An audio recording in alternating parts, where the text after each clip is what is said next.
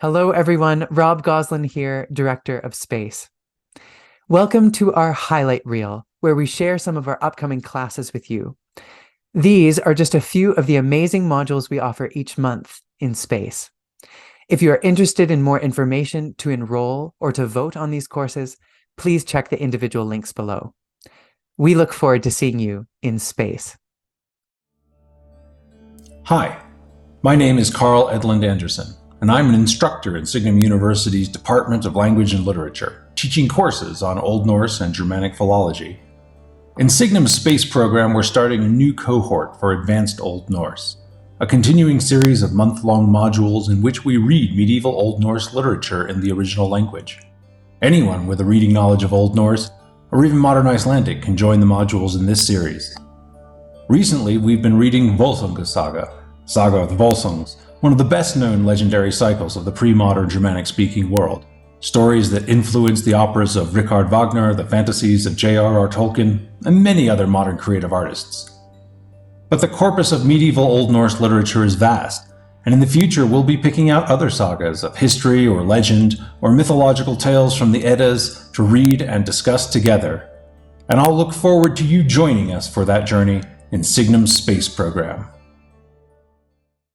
Hello, Space! I'm Gabriel Schenk. And I'm Faith Acker. And we are in the beautiful city of Oxford, which is the setting of Sir Philip Pullman's trilogy, His Dark Materials. And for Space, we're going to be offering a 3-module series on His Dark Materials titled His Dark Materials in Context. So we're going to go through each of the 3 books. You can take each module on its own or in a sequence, and you can join a later module even if you haven't done the earlier modules. You're more than welcome to join us. And if you have read these books before, then you'll know how rich and deep they are and full of context and detail.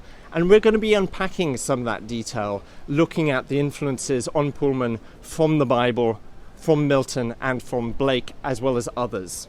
But we'd also like to make sure to invite you, if this is your first time reading Pullman, come read Pullman with us. Talk about your questions, the problems, the issues of the stories with us and with your classmates. We're hoping to have robust discussions, and we'll go at a fairly leisurely pace so that first-time readers can follow along pretty easily too. It's going to be lots of fun. We're very much looking forward to seeing you in space. Until then, bye-bye.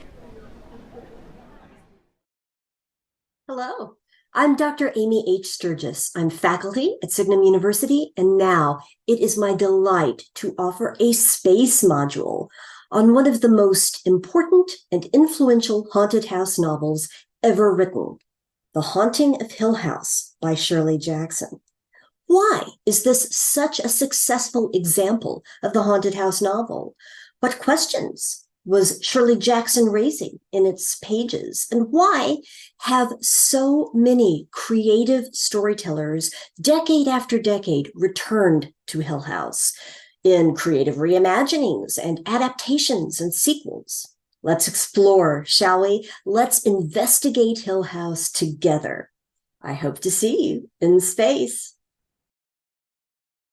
Heyo Yazund.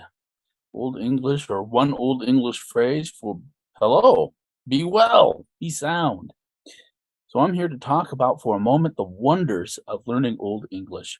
And telling you, a little of my experience was way back when I was in college, these many, many centuries ago.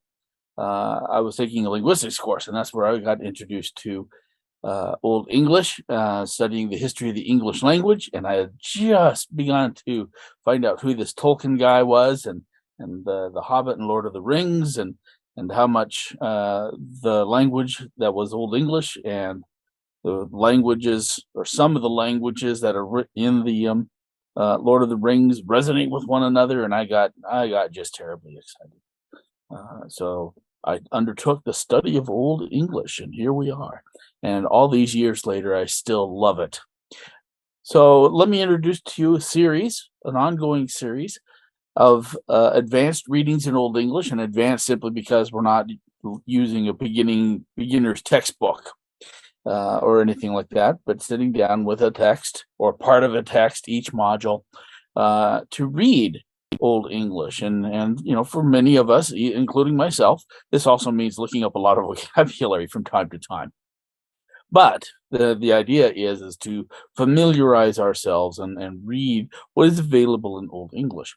And so sometimes we read some things that are really well known and are typical in an Old English class at a university or college. Things like Beowulf or the Wanderer from the poetic tradition, but we also read things from the prose tradition. And so we've read Apollonius of Tyre, and we'll probably revisit that text at some point. We've read some homilies, and we've read some other prose texts. And there's many more that we haven't. We haven't really delved much into law codes or charters or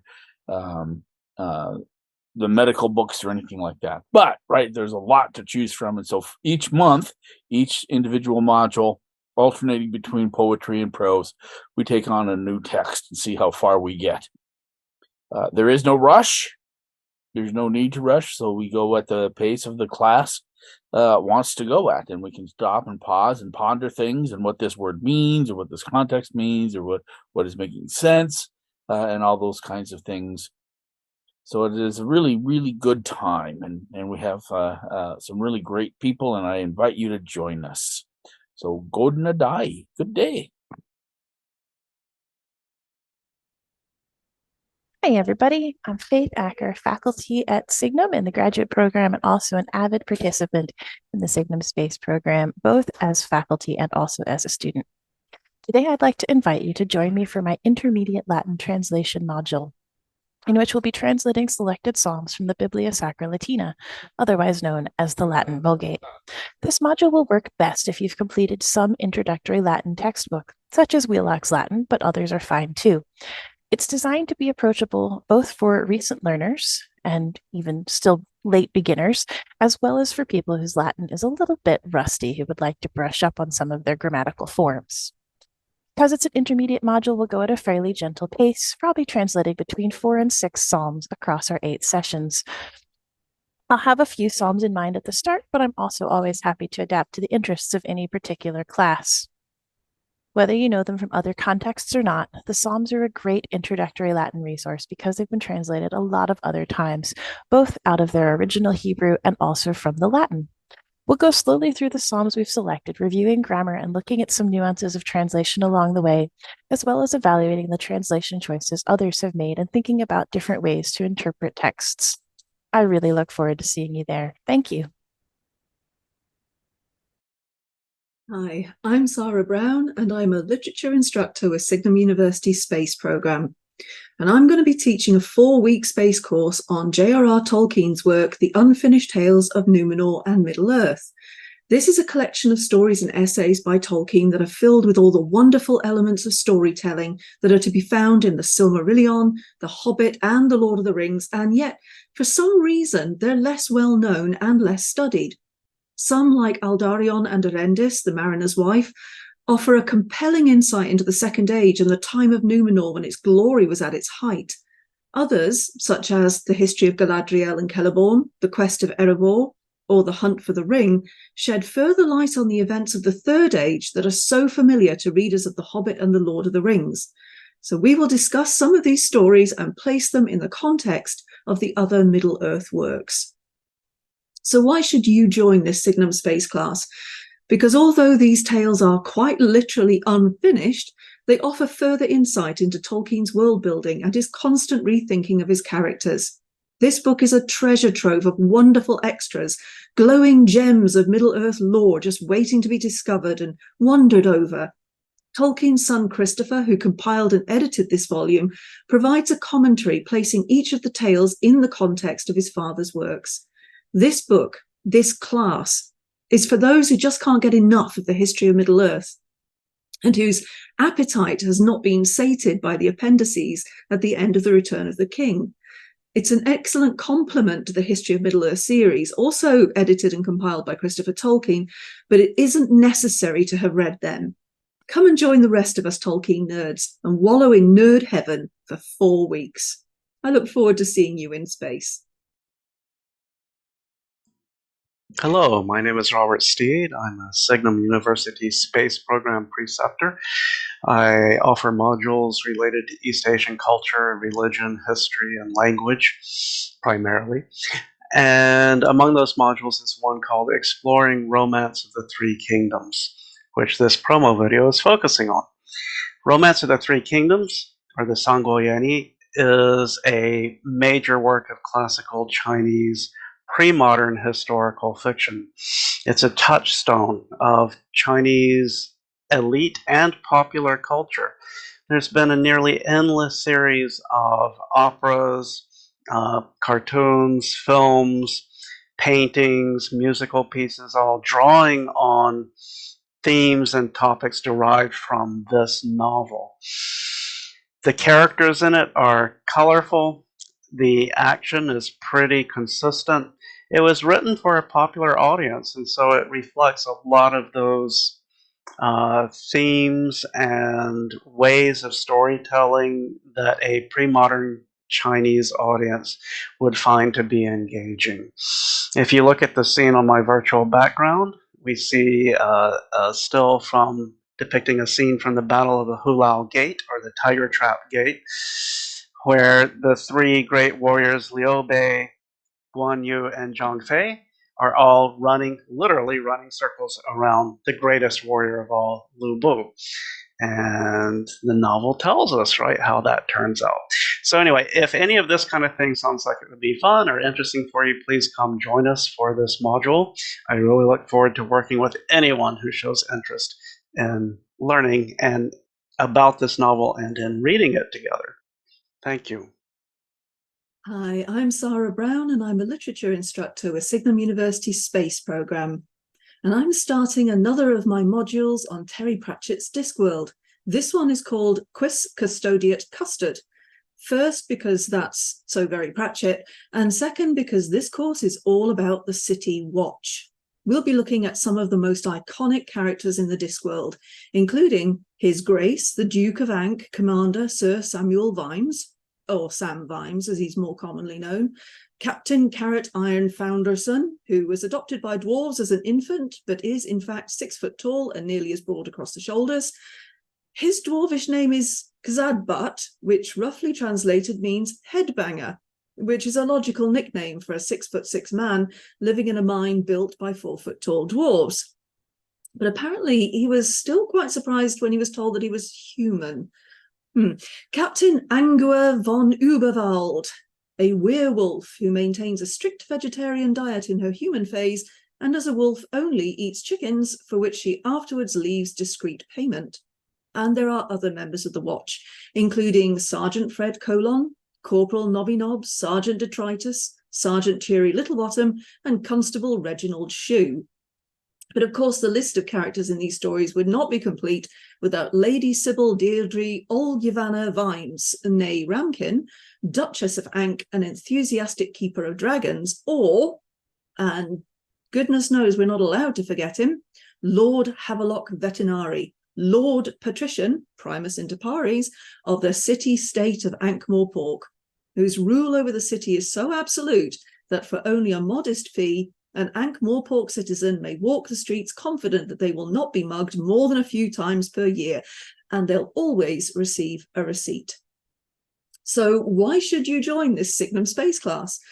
Because Pratchett writes these books in his own unique genre, one that defies proper description. It's a bizarre, addictive mix of fantasy, cutting humour, and thought-provoking ideas. Pratchett's work is intelligent, it's funny, and it compels you to see the primary world in a different way as he holds up a mirror to some of humanity's less edifying traits.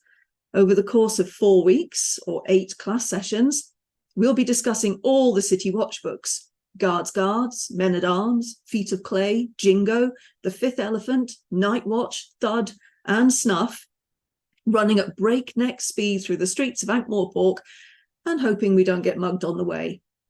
I look forward to meeting you in space. Hello there. The creative writing team in the Signum University Space Program is excited to announce our brand new offering.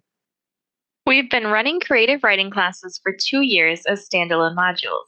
Now we want to offer you a new experience to support your long-term project. It's called Novel in a Year. Over 12 months, you'll take your story from idea to draft to publishable book. Along the way, you'll have guidance in storycraft from us, your preceptors, and running feedback from your classmates.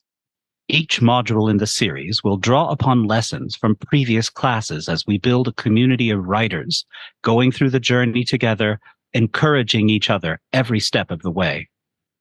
Sounds like a big commitment. What if I can't do all that? That's fine. Taking the full sequence will give you the richest experience, but each module still works as a standalone. You can jump in at any time, and it's fine if you have to miss some months. Okay, but I'm really nervous about submitting my story for feedback. I get that. At other places, writing workshops can be intimidating and unfriendly, but here at Signum, we've worked with students to develop a different way of doing things. It's all about kindness and encouragement. It's called collaborative feedback. We start by asking what kind of feedback you need to help your story thrive. We believe everyone has stories that matter, and sharing them makes the world a better place. If you're ready to tell your story, we hope you'll come join us on the adventure. It's going to be so much fun.